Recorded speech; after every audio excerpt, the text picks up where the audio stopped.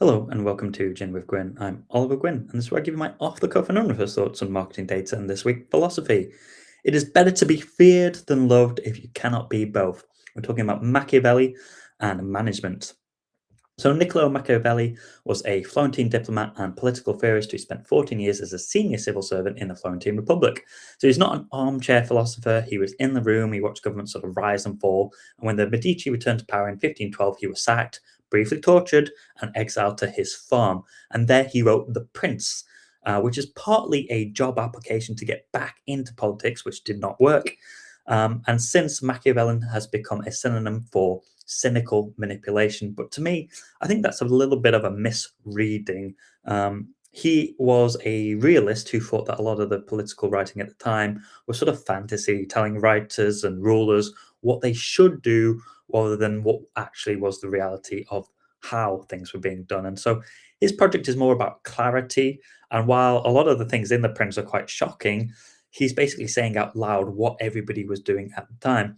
And I think it's kind of interesting to look back at that because some of those principles are coming kind of full circle today or have repeated themselves over history. And so his main works are three books. First is The Prince, which we're going to talk about today. It's short, it's punchy, it's addressed to a ruler. It's the one that everybody quotes. Then he did Discourses on Livy, which is longer, it's more Republican in nature. It contradicts The Prince quite a lot, but people don't seem to mention that when they talk about Machiavelli, unless they had The Art of the War, Florentine Histories, which is significant, but we're not really going to talk about. So what were his core ideas? The first one was fortuna versus virtù. I don't know Italian, but fortune versus virtue, basically. So fortuna is fortune, circumstance, luck. He imagines her as a river that floods unpredictably. And virtue isn't kind of virtue in the moral sense. It's closer to capability, force of will, strategic competence. And he says, and I don't agree with this. I don't agree with this. Don't say that I think about these things. Fortune is a woman, and the man who holds her down must beat and coerce her.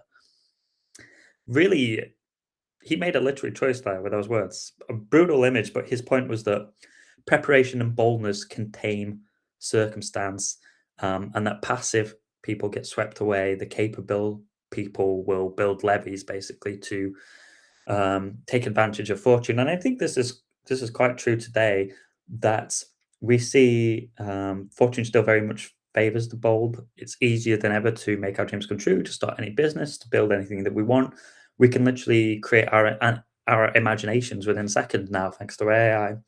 And yet there are still people who don't take risks and they don't want to follow their dreams and they're not prepared to even take the first step towards that because that might mean failure. So I think it's true that fortune does favor the bold. And we also see that large companies, and especially the likes of OpenAI and Claude and Google and all these people, they are building their levees on the river of fortune and sucking up all the water and trying to control it as best we can. That's something that's not really changed. Another principle he had was the lion and the fox. A prince must know how to use both the beast and the man. So a lion can defend against snares. Oh, the lion cannot defend against snares, and the fox cannot defend against the wolves. So you need both strength and authority, and cunning and adaptability. Relying on one will eventually destroy you. And that's also very true today. I think too often as managers, as business leaders, we get into a funk where we are reliant on one channel, we're reliant on one thing that works, and because something else is harder or it's less successful, we don't put in the effort and the money to build it up necessarily to a point. But when we're over reliant on one set of tactics and that something happens in the world or in our industry or even with us, then we're going to fail. And that's something I see time and time again. People are really reliant on a few channels, or everything works as long as the cost of acquisition is below this, and suddenly it's not one day and you are scrambling to understand what will happen. Next thing he talked about was perceived virtue. So probably his most notorious claim was that a prince doesn't need to be merciful, faithful, or humane. He just needs to appear to be. So actually having these qualities and always practicing them is harmful, he said. This is the bit that gets him called kind of evil. But his point is maybe a little bit subtler than that. It's in a world where everyone else is willing to bend the rules, rigid virtue is a liability. And so he's kind of describing realities, not necessarily endorsing it. And isn't that true today? We know that some people in power are willing to bend the rules and they don't care about what the law is and all this kind of stuff. And so, in a world where we all agree that we're not going to play by those rules, rigid virtue becomes a reality that you don't necessarily get ahead for being a saint anymore. Now, does that mean that we should all become corrupt and do whatever we want all the time? Of course not. We live in a society, and ultimately, society is only function where people are willing to better the society and give back to it. But it seems to have come full circle where this is the reality that we're living in today. And perhaps for a long time, we imagined that we were in some sort of fairer society, which has maybe never been the case. Another thing that he talked about was cruelties being well used. So he distinguishes between cruelty applied all at once and then stopped versus cruelty dripped out slowly. He said that the first can be forgiven, the second breeds permanent resentments. So cruelties well used are bad acts done quickly, decisively, and for a clear purpose, and then ended. And this is something that is weirdly prevalent today. I was thinking about this the other day. So I feel like at the moment, since COVID, what we've seen is a lot of companies, despite the fact that profits were up and a lot of people can be trusted, they slowly have decided that, oh, actually, we want everybody back in the office, and it's going to be 2 days, and it's going to be 3 days, and it's going to be 4 days, and it's going to be full time. And they started to strip away a lot of the flexibility that they had given people. For what reason, let's not get into here because we could do a whole video about that. And I don't want to say that's a cruelty. You could say that that was a normal thing before, but it seems cruel in a world where everything was functioning pretty well beforehand to then go to that. And in a lot of cases, what's happening is that companies were really profitable during COVID, or certain companies were really profitable, and then inevitably the world opened back up. There wasn't as much demand for, e-commerce really boomed during COVID because everyone was stuck at home and nothing to do and money to spend. Gaming, entertainment, all of these industries sort of boomed.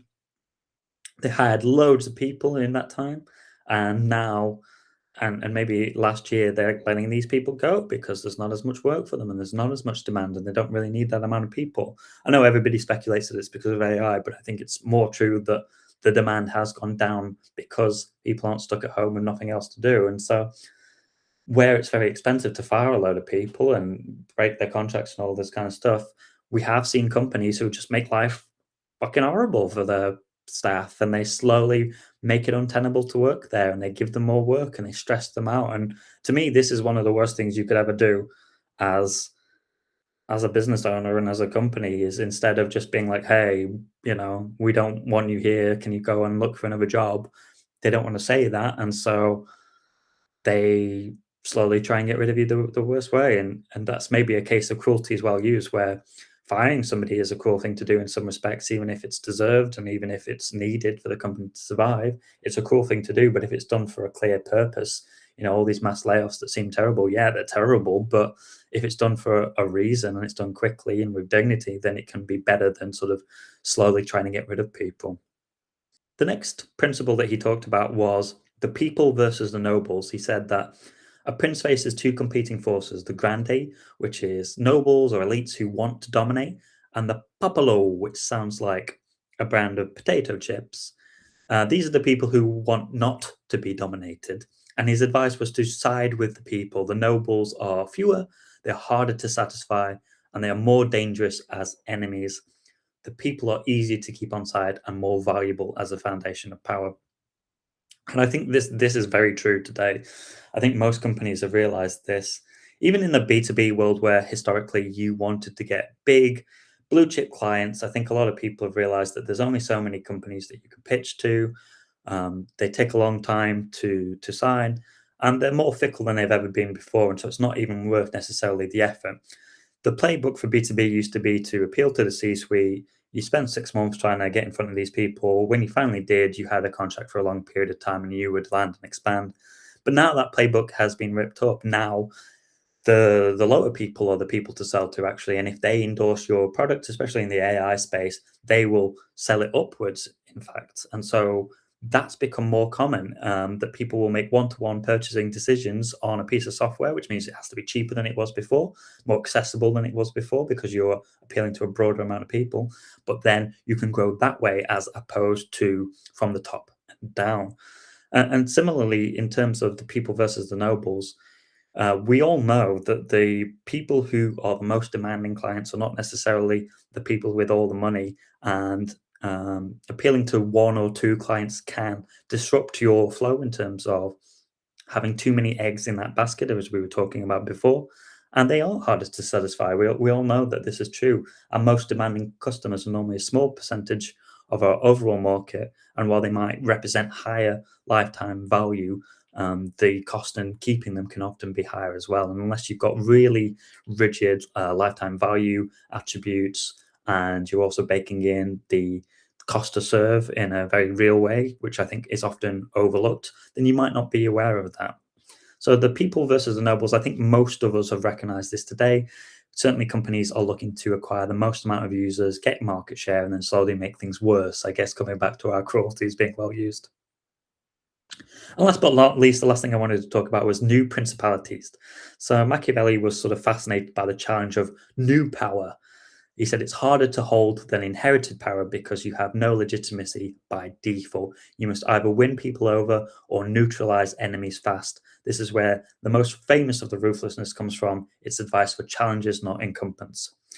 And today it feels like we're in a world of stacked outcomes of uphill battles for new incumbents. You could argue that in some ways it's easier to start something than ever before, but it's also really hard to challenge established players because it is a rigged market. There's only so many platforms that you can sell your wares or your services on. All of these things have a cost associated with them, and there will always be somebody who's willing to pay more than you because they are established. And you only have to look at like films. What are the films that are still being produced? It's the ones where, oh, I know what Transformers is. I'll probably go and spend my money there versus some new outer space thing that I've never heard of. Brand reputation has become more and more important, even when it's done from a legacy point of view. And so it becomes really difficult to disrupt power. And so Machiavelli sort of said that you need to win the people over, which is easier said than done. But what that means is that new people into the market, as we said before, they're having to give away their product for free. If something is free, you are, of course, the product. They're having to underprice and lose money to get that market share so that then they can eventually phase out their enemies and basically get rid of them in the market. But that's not to say that this isn't happening. We do still see companies growing really quickly, and challenging those sort of old legacy brands who just simply cannot move fast enough in most cases. And so Machiavelli, while he is sort of known for this cynical manipulation of people, really he's giving you an insight into what life was like back in the 1500s, how people were using power. And there's not much difference today in how we use power or how power is really being used. We still think of our competition as our enemies and think about how we can gain power over them. We still think about sort of preparation and boldness being the things that will counteract pure dumb luck, which all of us are subject to in some way or form. We still think about the lion and the fox, and too often people will go in one direction and not really think about the need for a balanced outcome when we're thinking about getting market share and tackling problems. And perceived value, isn't it true today that so many companies are greenwashing or they're pride washing or they're doing Black History Month, but they're not actually doing anything towards helping those communities at all. It's just purely so they look and can be perceived as being virtue. They have virtue signaling, as opposed to actually doing that. But again, in a world where a lot of people are willing to bend the rules, rigid, rigid virtue is not necessarily good in terms of pure competitive advantage. So Machiavelli, while we might not agree with what he wrote, and certainly you can interpret it as being this cynical manipulation, a lot of it still applies today, unfortunately. And while it should never be read as a handbook of how we should operate our businesses, we should also consider the fact that we as managers and as founders, as business leaders, do have to think about our impact to society, our impact to our employees, and think not how we can make hard choices easier, but how we can do them in a quick, easy way and use our cruelties well when we need to. Thanks very much for tuning in for another Gym with Gwyn. Hope this was interesting, and I'll see you next week for another one.